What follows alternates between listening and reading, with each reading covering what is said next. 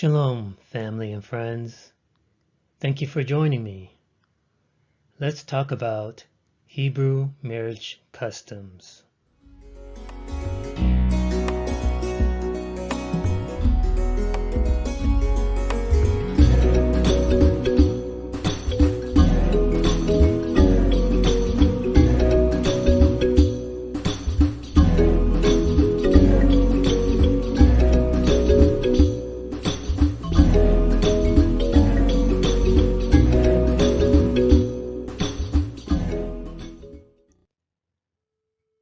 Concerning the marriage customs of the Hebrews, these customs that we're going to go over are not exclusive to the Israelites, but all Hebraic cultures. You'll find remnants of these customs among the Arabs, among the Bantu people of various tribes, among the Berbers and the Bedouins. So these are general Hebraic customs. We're going to talk about a marriage being an agreement between two families, specifically between the father of the bride and the bridegroom, the suitor. And we have the ketubah, or marriage covenant, the marriage contract. Betrothal, bride price, marriage chamber, messengers that are sent to the bride's family to retrieve the bride, the marriage feast, and consummation of the marriage. Eventually, I would like to talk about the relationship between Yahushua HaMashiach and the nation of Israel, and how the things that he did are reflected in the marriage customs of the Hebrews.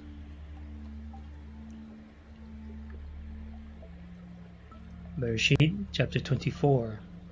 And Rebekah had a brother, and his name was Laban, and Laban ran out unto the man unto the well. So this is talking about how Abraham sent his servant to his relatives to find a wife for his son Yitzchak. So the servant found Rebekah. Verse 49. And now if you will deal kindly and truly with my master, tell me, and if not, tell me, that I may turn to the right or to the left. Then Laban and Bethuel answered and said, The thing proceeds from Yahuwah. We cannot speak unto you bad or good.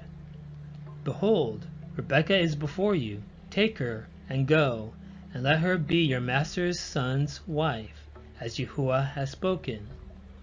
So we see that the servant spoke with the authorities of Rebekah's family. Bethuel, her father, and Laban, her brother. These were her male guardians.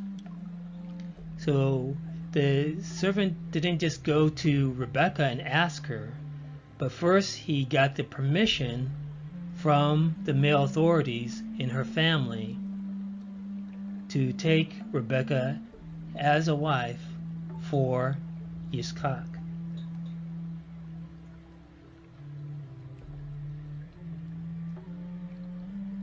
Bereshit, or Genesis chapter 29. And Jacob loved Rachel and said, I will serve you 7 years for Rachel, your younger daughter. And Laban said, It is better that I give her to you than that I should give her to another man. Abide with me. So we see that our father Jacob talked to Laban about marriage to his daughter Rachel. So Jacob did not just go to Rachel and ask her what she thought. First, Jacob went to her father and asked permission.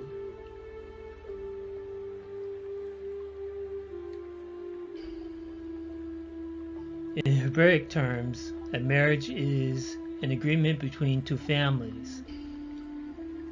the bride-to-be, the father or the guardian, whether it's a brother or an uncle, a representative of her family, gives the permission to the man, to the bridegroom, to take the daughter as his wife.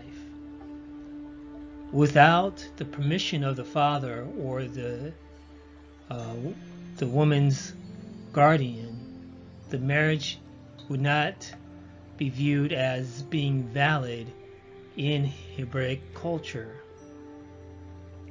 Shemot, or Exodus chapter 2. And when they came to Reuel, their father, he said, "How is it that you are come so early today?" And then they said, "An Egyptian delivered us out of the hand of the shepherds, and also drew water enough for us, and watered the flock." And he said unto his daughters, "Where is he? Why is it that you have left the man? Call him, that he may eat bread." And Musha was content to dwell with the man, and he gave Musha Zipporah his daughter. So we see that Reuel gave his daughter Zipporah to Musha. So this is what is seen as marriage in Hebraic culture, that the daughter is given to the man.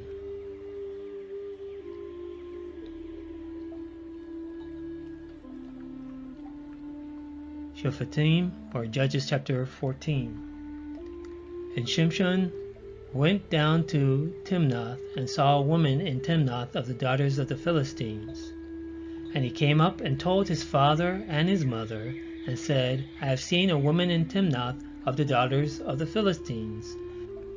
Now therefore get her for me to wife."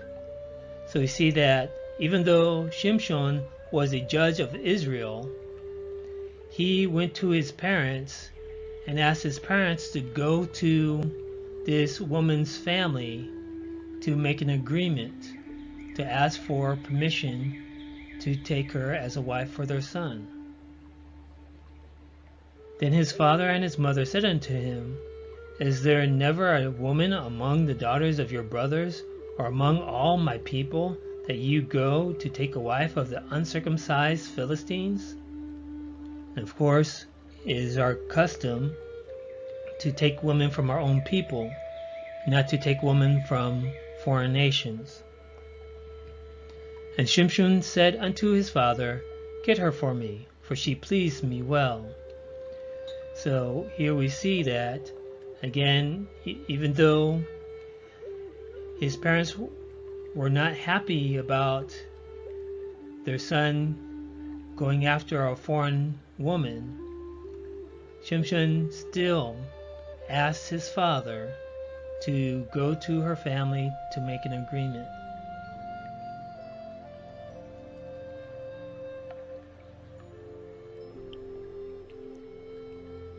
Tobit, chapter 7. So he communicated the matter with Raguel, and Raguel said to Tobiahu, "Eat and drink, and make merry, for it is meet that you should marry my daughter. Nevertheless, I will declare unto you the truth." So we see in the book of Tobit, Tobiahu wanted to marry Sarah. So Tobiahu went to her father, Raguel, and explained the situation. And Raguel, the father of Sarah, gave Tobiahu the permission to marry his daughter. Sirach, or Ecclesiasticus, chapter 7. "Marry your daughter, so shall you have performed a weighty matter, but give her to a man of understanding." So it's understood that in Hebraic culture, the father gives his daughter to a man to be her husband. So this is the responsibility of the father, of the guardian, of the male authority of her family. Next, we're going to talk about the ketubah, or the marriage covenant. Now, this developed over time, and by the time of the 1st century AD, the time of Yahushua HaMashiach, this was common practice among the Israelites, that after a man received permission from the woman's family for marriage, he would write a ketubah or marriage covenant with his expectations or rules that he would implement in the establishment of their family if they get married. And he would present this writing to the bride-to-be, and the bride-to-be would read the ketubah or the marriage covenant presented by the man. She would read through all his expectations, all the things that he will do for her, and all the things that he expects her to do for him. The woman has a choice, either to agree to the terms of the covenant or refuse the ketubah. According to custom, the man would present her with this ketubah and with a cup of wine. When the woman has read through the ketubah, if she takes the cup of wine and drinks it, that is showing that she accepts all the terms of that marriage covenant. And from that point they become betrothed. Bereshit, or Genesis chapter 24. And they said, "We will call the damsel and inquire at her mouth." And they called Rebekah and said unto her, "Will you go with this man?" And she said, "I will go."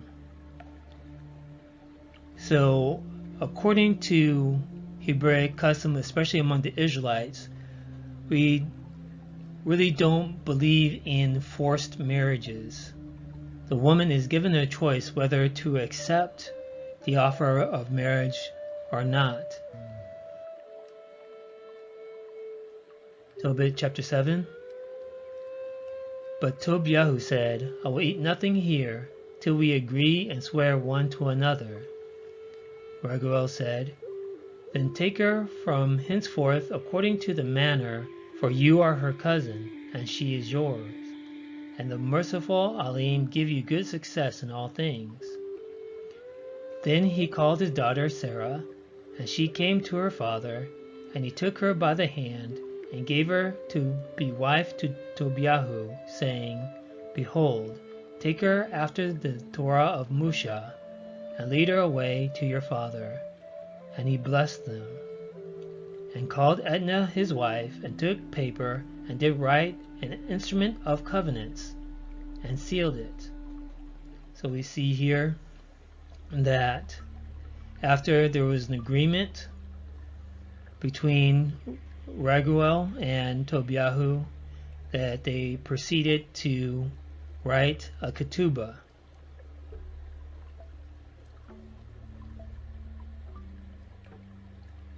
So after the father gives permission for the man to take his daughter, and after the woman accepts the terms of the ketubah given by the bridegroom, the man and that woman are considered betrothed from that point forward.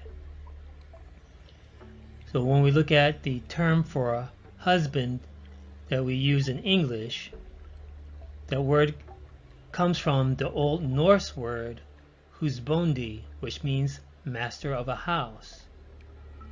Now when we go to the Hebrew, the terms that are used for husband, we have in modern Hebrew ish, or in the biblical Hebrew aish, which means man or male. So when we add a yod at the end, ishi or aishi, that means my man. So that is a term that is commonly translated into English as husband. And also we find in biblical terms that the husband is referred to as Adon. When we add the possessive form, we add the yod at the end, Adoni, which means my Lord or my Sir. So Lord or Sir, Adon is a term of respect. And this is not only used for husbands, but sons and daughters would refer to their father as Adoni, my Lord or my Sir. And also we have the term Baal, which means Lord or owner. So we add the possessive on that, it would be Baali, my Lord or my owner. Now for wife in English, that is derived from the Germanic root of weif, which means woman. Now in the Hebrew, we have the modern Hebrew Isha, or the biblical Hebrew Asha, which means woman or female. Now we see that the term Isha or Asha has a irregular possessive form. So the possessive form would be Ishti, which means my wife, or Ashti, again my wife.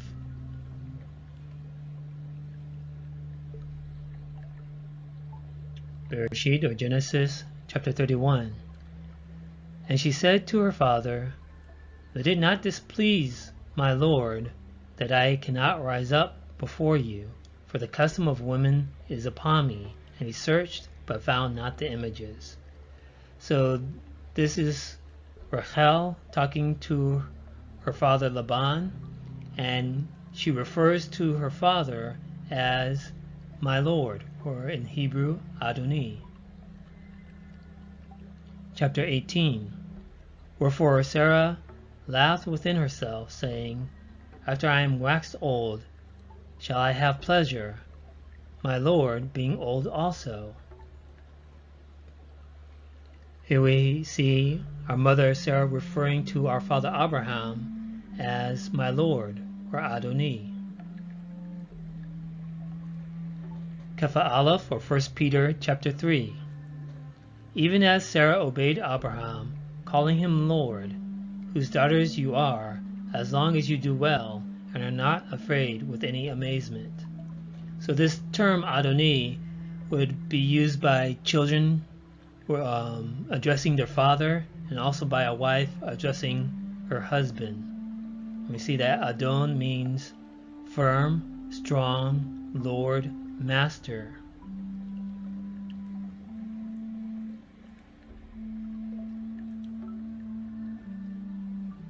Vayikra, or Leviticus chapter 20. And the man that commits adultery with another man's wife, even he that commits adultery with his neighbor's wife, the adulterer and the adulteress shall surely be put to death. So we see clearly in Hebraic thought that the wife belongs to her husband. Devarim, or Deuteronomy chapter 22. If a man be found lying with a woman married to a husband, then they shall both of them die, both the man that lay with the woman and the woman. So shall you put away evil from Yashrael. So when we look at this term, married to a husband, that term in Hebrew is actually Baalat Baal, or owned by an owner. So we saw that Baal means owner, husband, Lord, master. So it's translated into English as married to a husband, but the Hebrew actually says Baalat Baal, or owned by a owner. So if a man be found lying with a woman owned by an owner, then they shall both of them die. Devarim chapter 5, and also Exodus chapter 20. Neither shall you desire your neighbor's wife. Neither shall you covet your neighbor's house, his field, or his manservant, or his maidservant, or his ox, or his ass, or anything that is your neighbor's. So we see this list of things that belong to the neighbor, and the first thing is his wife. So this is the thought in Hebraic culture, that the woman, the wife, belongs to her husband.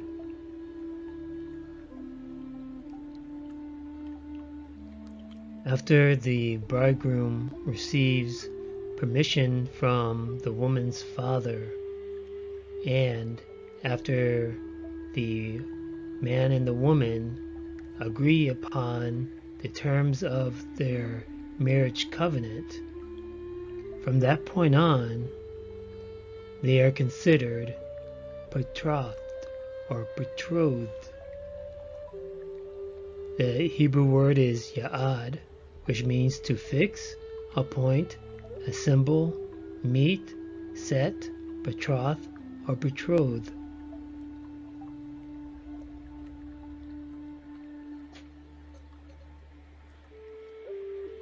Devarim, or Deuteronomy chapter 22.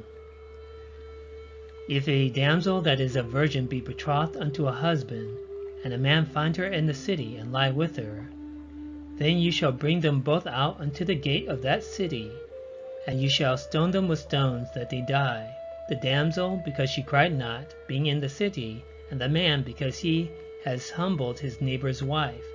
So you shall put away evil from among you.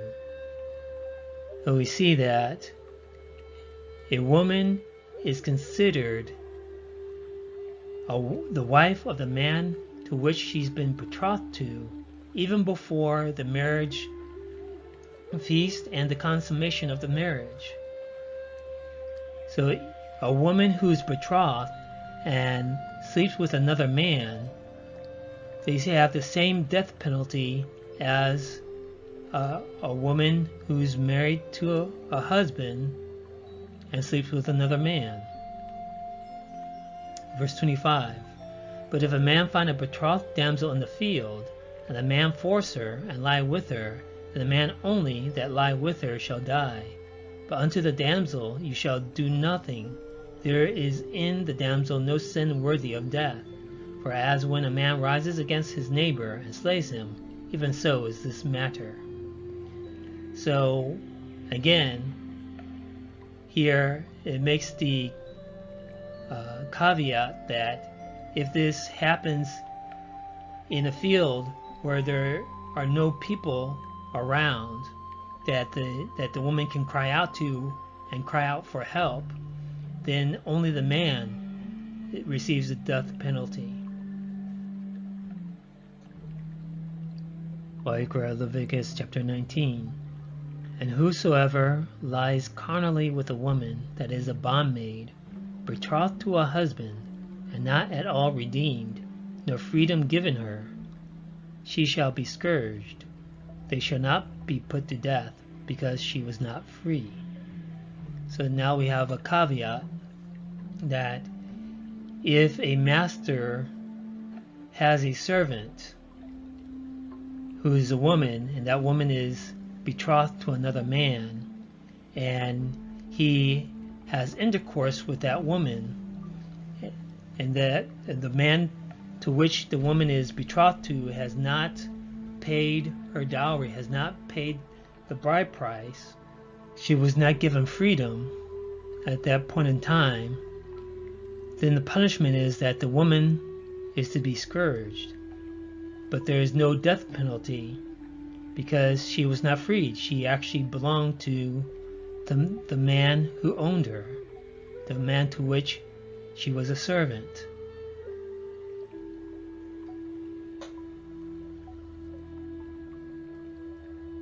Matthew, or Matthew chapter 1.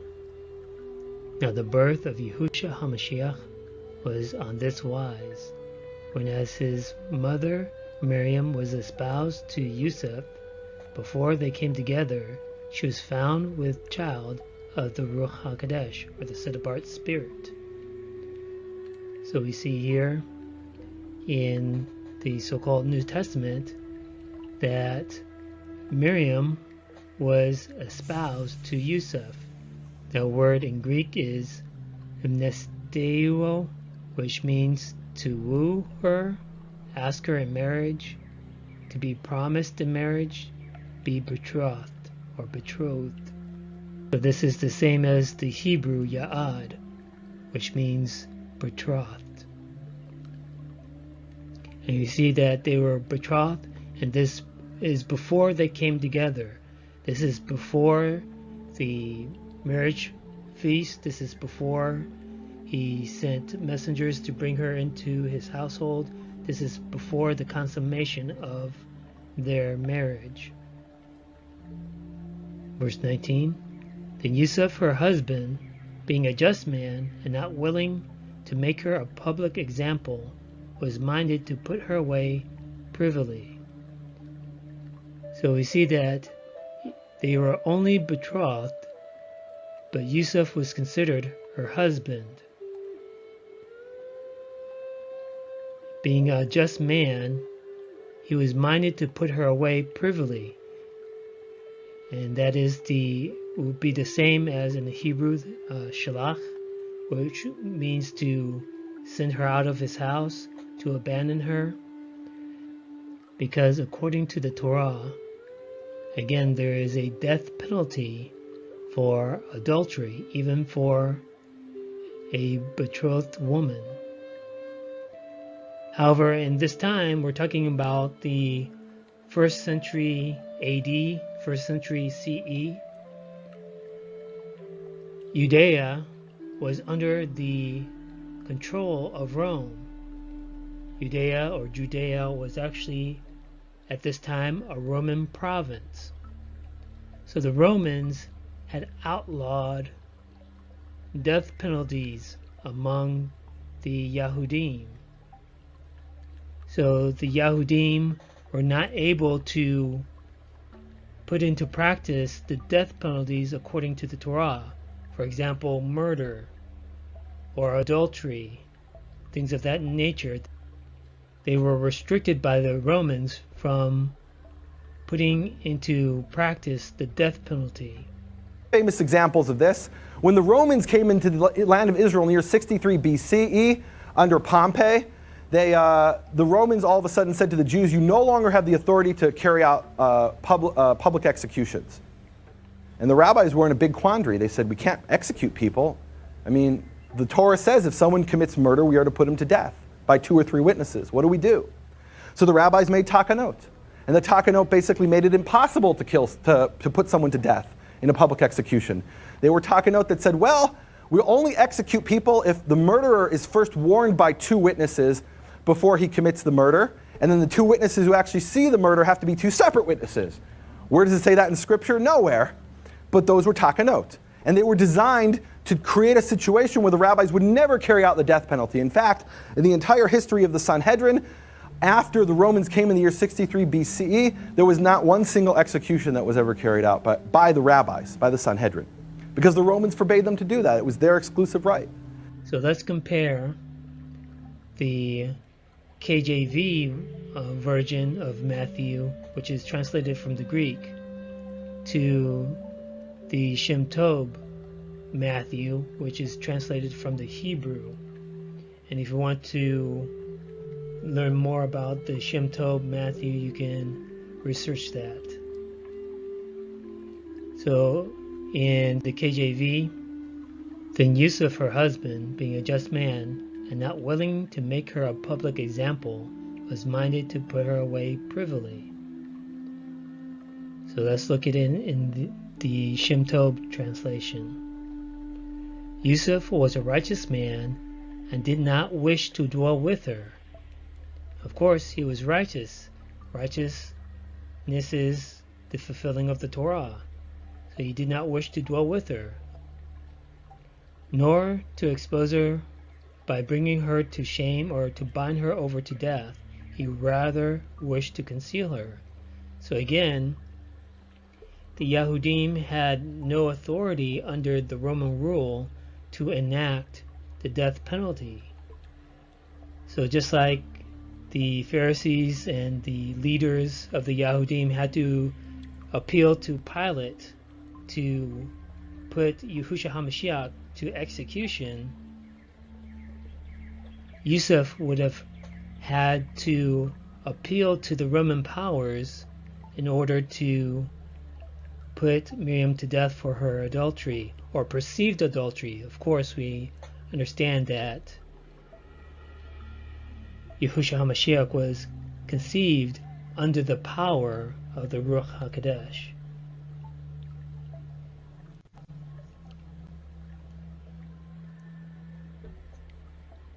So now we come to the bride price.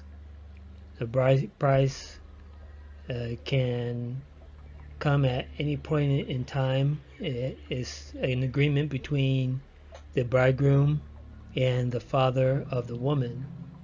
So whatever terms they agree on, whether the bridegroom pays in a lump sum or pays over a period of time in increments, whether he pays in service, in labor, or in land, or livestock, or in money, that is between the bridegroom and the woman's father. So let's look at Bereshit, or Genesis chapter 29. And Jacob loved Rachel and said, I will serve you 7 years for Rachel, your younger daughter. Verse 27. Fulfill her week, and we will give you this also for the service which you shall serve with me yet 7 other years. And Jacob did so, and fulfilled her week, and he gave him Rachel his daughter to wife also. So, of course, this is the agreement that was made between our father Jacob and Laban, the father of Rachel and Leah. And the agreement was for each woman that Jacob would labor for 7 years for Laban.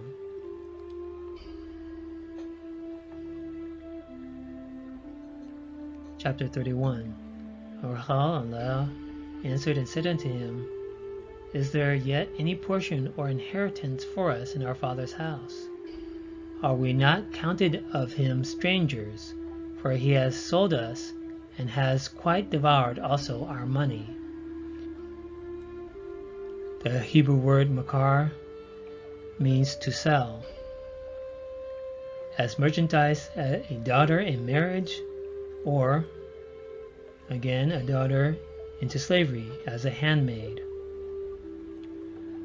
So we see that Rachel and Leah expressed to Jacob that they have no more place in Laban's family, because Laban has already sold them, Jacob has already given the bride price for them. And as they said,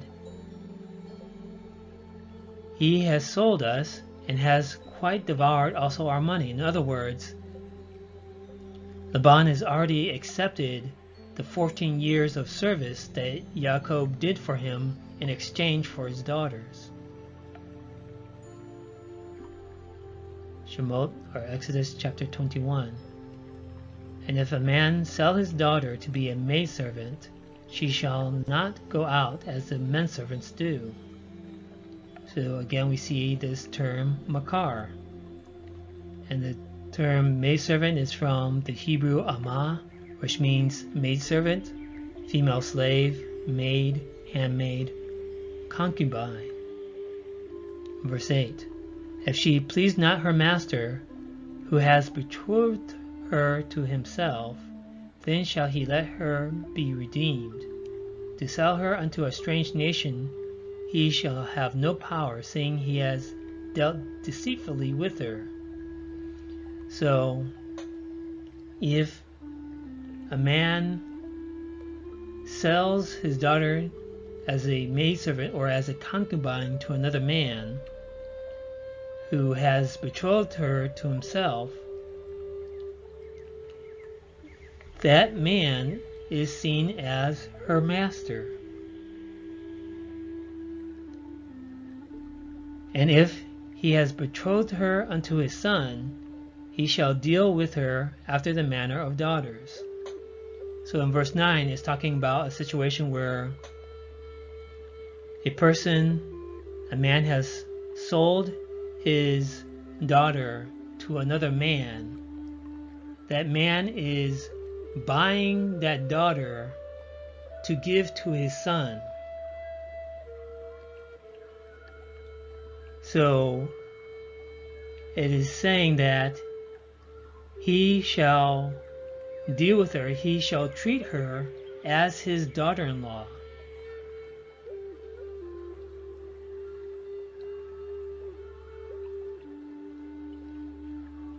Chapter 22.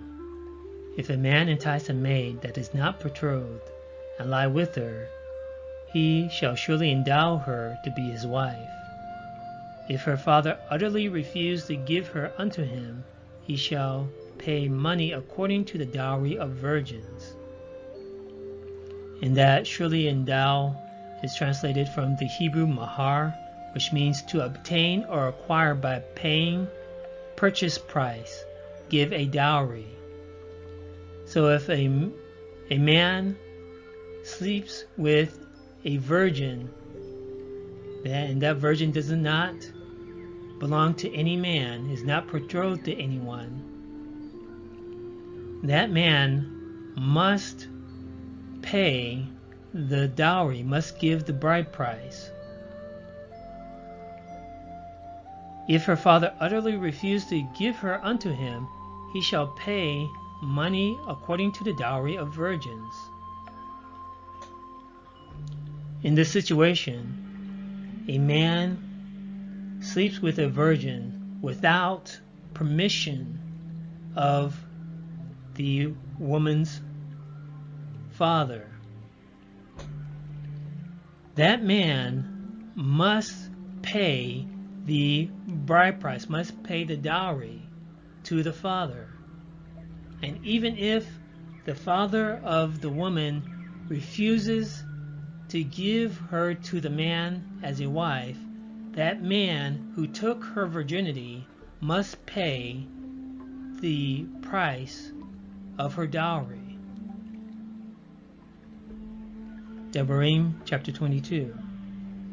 If a man find a damsel that is a virgin, which is not betrothed, and lay hold on her, and lie with her, and they be found, then the man that lay with her shall give unto the damsel's father 50 shekels of silver, and she shall be his wife, because he has humbled her. He may not put her away all his days. And that term, put her away, is from the Hebrew shalach, which means to send her out of his house, to abandon her, or to divorce her. So, if a man takes a girl's virginity without the permission of her father, and the father does give permission for the girl to be the man's wife, he must pay the father 50 shekels of silver at least. And that man is stripped of his right to give that girl, to give that woman a bill of divorce. He is not allowed to divorce her for the rest of his life. He is not allowed to abandon her. He is not allowed to send her out of his house for the rest of his life.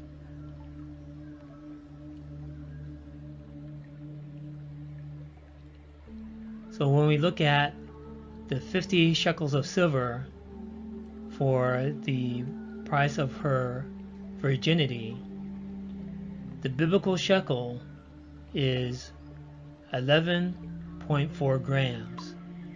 So when we multiply that by 50 shekels will be 500 570 grams.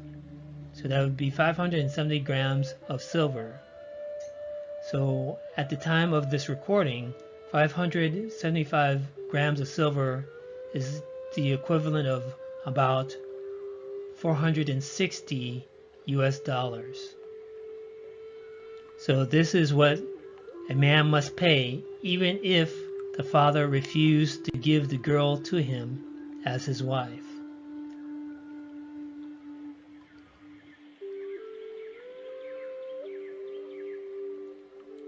Bereshit, or Genesis chapter 34. And Dinah, the daughter of Leah, which she bore unto Yaakov, went out to see the daughters of the land.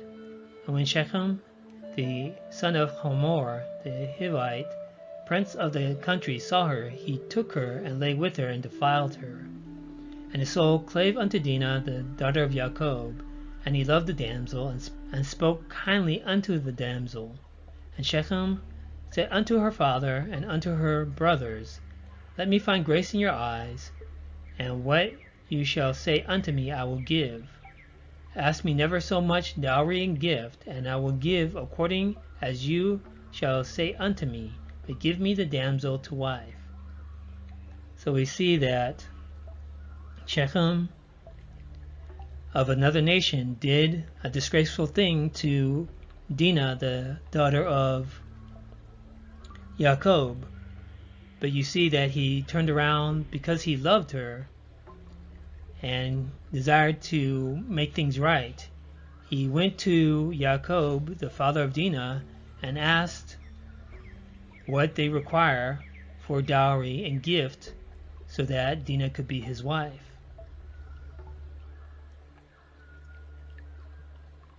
Now we want to talk about the marriage chamber. Now after the Israelites entered into the promised land and settled down and started making houses instead of living in tents, the custom was that each son would build onto the father's house. They would have generational housing. Either they would, as they mature, they become a man, the son would build a room, an addition onto the father's house, or he would build another house in vicinity of the father's house. When that son would find a woman to marry, after the agreement with the father, after the ketubah, after the bride price, that son would build a room for that wife to come into the family. The son would build a room for that wife. The father would inspect the room. After inspecting the room that the son built for his wife, the father gives his approval, saying that the room is complete and ready to receive the son's wife. He then gives permission for the son to retrieve his wife and bring her into the household. So the son would send messengers in order to retrieve his wife. So let's look at Bereshit, or Genesis chapter 24. And Yitzchak brought her into his mother Sarah's tent, and took Rebekah, and she became his wife, and he loved her. And Yitzchak was comforted after his mother's death. We see here that Sarah had her own tent. And after Sarah's death, Yitzchak brought Rebekah and gave Rebekah his mother's tent. So Rebekah had her own tent. Chapter 31. And Laban went into Jacob's tent, and to Leah's tent, and into the two maidservants' tent, but he found them not. And went he out of Leah's tent, and entered into Rachel's tent. So we see that Jacob had his own tent, and the four women each had their own tent. So the same as when the Israelites entered into the land and started building houses, A man who would marry a wife would, before he brought her into his house or into his father's house, he would build a room for her that was exclusively her own room.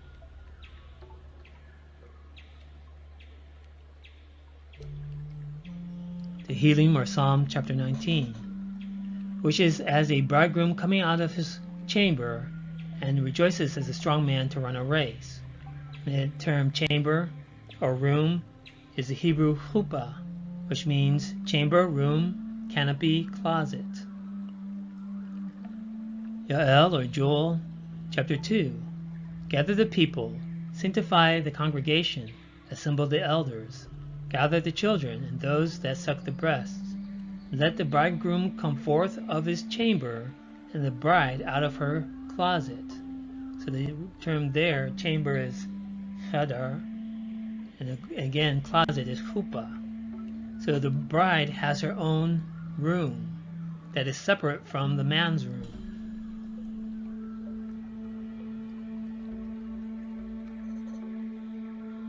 After the bridegroom builds a wedding chamber, builds a room for his bride, his father will go and inspect the room that his son has built.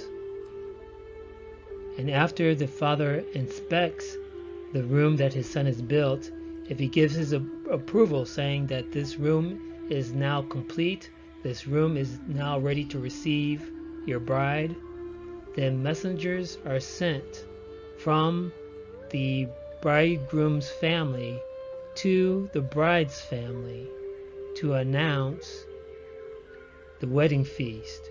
And the messengers are sent to bring the bride to the bridegroom's household to enjoy the wedding feast. Bereshit, or Genesis, chapter 2.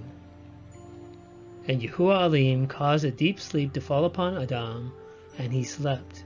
And he took one of his ribs, and closed up the flesh instead thereof. And the rib which Yahuwah Elohim had taken from man made he a woman, and brought her unto the man. So we see how this tradition begins, that when Yahuwah made a helpmeet for Adam, he brought the woman to the man.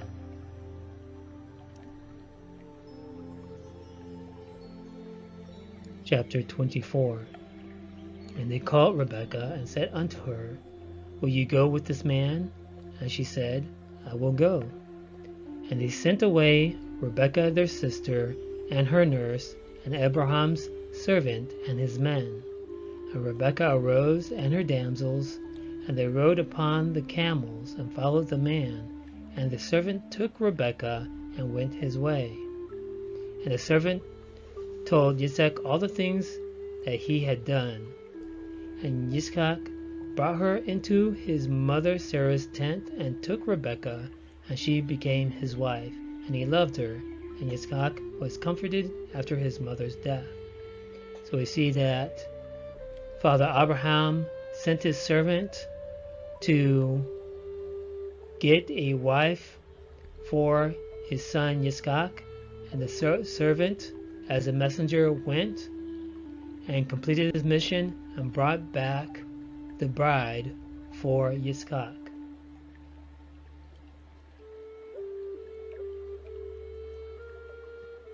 So after the messengers are sent to the woman's family, and they bring the woman to the bridegroom's household, there they enjoy a marriage feast. Bereshit, or Genesis chapter 29. And Laban gathered together all the men of the place, and made a feast. Verse 27, Fulfill her week, and we will give you this also for the service which you shall serve with me yet 7 other years.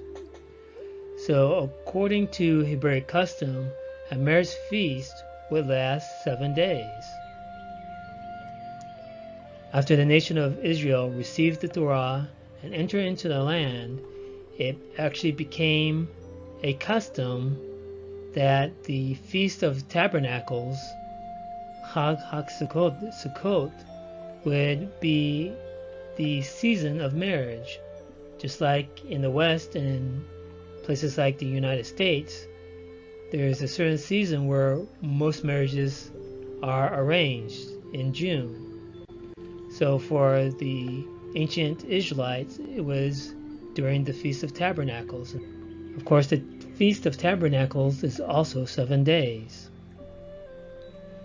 And another custom would be that the father of the bridegroom would provide linen garments for the guests of the wedding feast. He would provide the guests that were invited to the wedding feast with white garments. Vayikra, Leviticus chapter 23. Also in the 15th day of the 7th month, when you have gathered in the fruit of the land, you shall keep a feast unto Yahuwah 7 days. On the first day shall be a Sabbath, and on the 8th day shall be a Sabbath. So the Feast of Tabernacles was connected to the grape harvest. So this is where you would have abundance of wine that people would use to celebrate during these wedding feasts.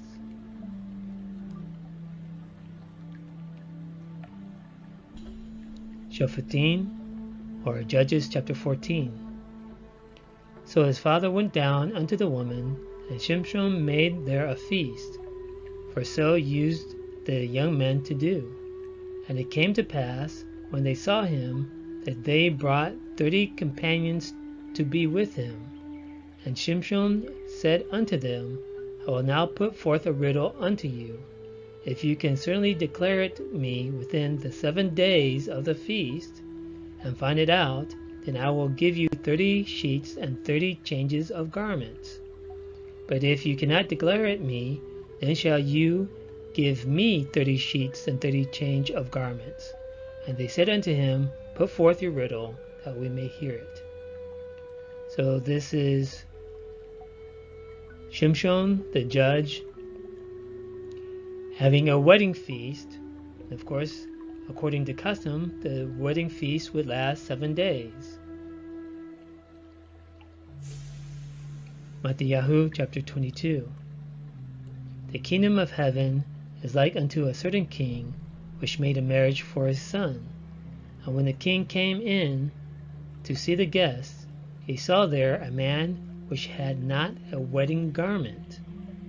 And he said unto him, Friend, how came you in here not having a wedding garment? And he was speechless. So this is taken from one of the parables told by Yahushua HaMashiach. And this illustrates the wedding custom of the father of the bridegroom providing his guests with wedding garments. And in this case, one of the guests came to the wedding feast without wearing the garment that was provided for him.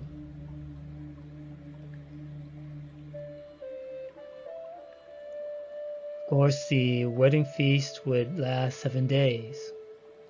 After the first day of the wedding feast would be the consummation of the marriage between the husband and the woman. Bereshit, Genesis chapter 29. And it came to pass in the evening that he took Leah his daughter, and brought her to him, and he went in unto her. Tobit chapter 8. And when they had supped, they brought Tobiahu in unto her. So this is where finally the man and the woman would have intercourse.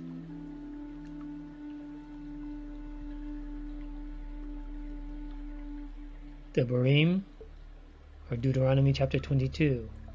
If any man take a wife, and go in unto her, and hate her, and give occasion of speech against her, and bring up an evil name upon her, and say, I took this woman, and when I came to her, I found her not a maid.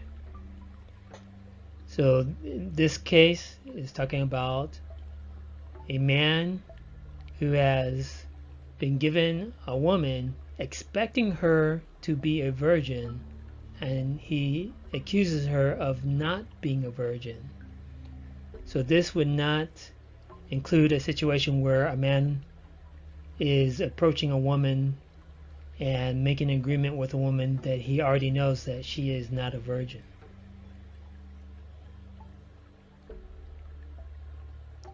Then shall the father of the damsel and her mother take and bring forth the tokens of the damsel's virginity unto the elders of the city in the gate. And the damsel's father shall say unto the elders, I gave my daughter unto this man to wife, and he hates her. And lo, he has given occasions of speech against her, saying, I found not your daughter a maid. And yet these are the tokens of my daughter's virginity. And they shall spread the cloth before the elders of the city. So what are the tokens of virginity? On that first night of the wedding feast, the man and the woman will lay down together on a sheet of fabric. And when they perform their act of intimacy and the woman's virginity is taken, the blood will spill onto the sheet, onto the cloth, showing that the woman indeed was a virgin. Afterwards, that cloth with the blood stain on it would be given to the woman's parents as a show of appreciation that they were able to preserve the virginity of the woman and give the woman to the man as a virgin.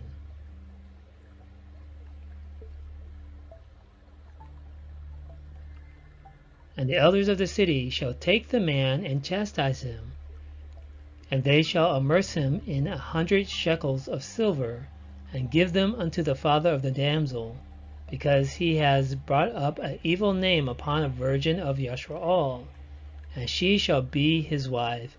He may not put her away all his days. So now we have a penalty for falsely accusing a woman of not being a virgin, if indeed she was a virgin. The penalty is 100 shekels of silver. So we saw before the penalty of taking a virgin without permission of the father was 50 shekels of silver. Now we have double that amount for falsely accusing a woman of not being a virgin.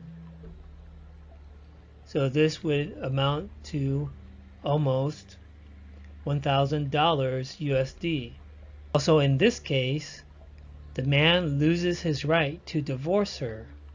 He shall not put her away all his days for the rest of his life. He is not allowed to put her out of his house. He is not allowed to abandon her or estrange her.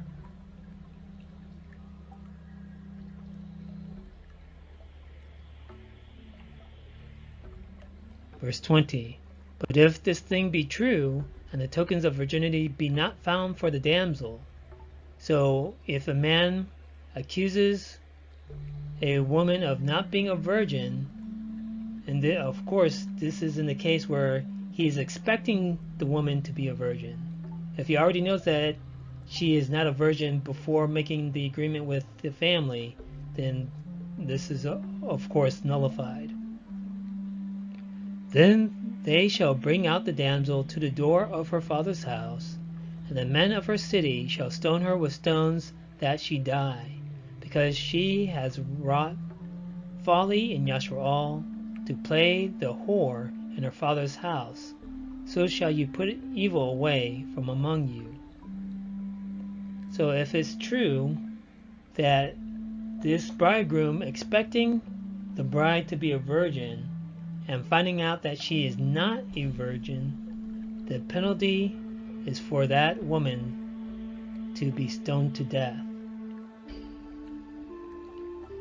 So it says that to play the whore, that's the Hebrew zanah. So a whore, according to the Torah, is a woman who does not follow the guidelines of sexual behavior laid out in the Torah.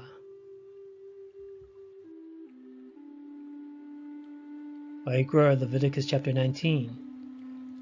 Do not prostitute your daughter to cause her to be a whore, lest the land fall to whoredom and the land become full of wickedness. And again, that word whore is from the Hebrew zanah, which means to commit fornication, to be a harlot, play the harlot. So fornication means to break the commandments of Yahuwah concerning sexual relationships. Sirach, or Ecclesiasticus, chapter 7. Have you daughters? Have a care of their body, and show not yourself cheerful toward them. Chapter 26. If your daughter be shameless, keep her in straitly, lest she abuse herself through overmuch liberty. So this was a concern among the ancient Israelites.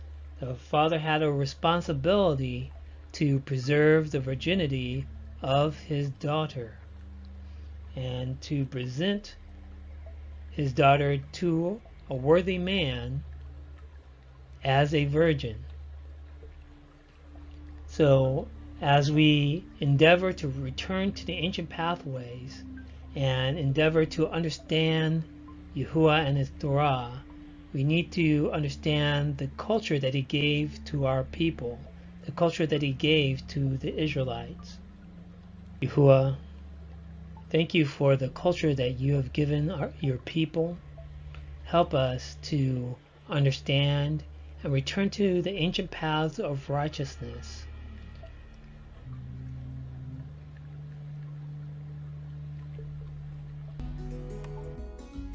Fear Elohim and keep his commandments, for this is the whole duty of man. Bind up the testimony, seal the Torah among my disciples. Shalom, family. Thanks for watching. Don't forget to click the subscribe button.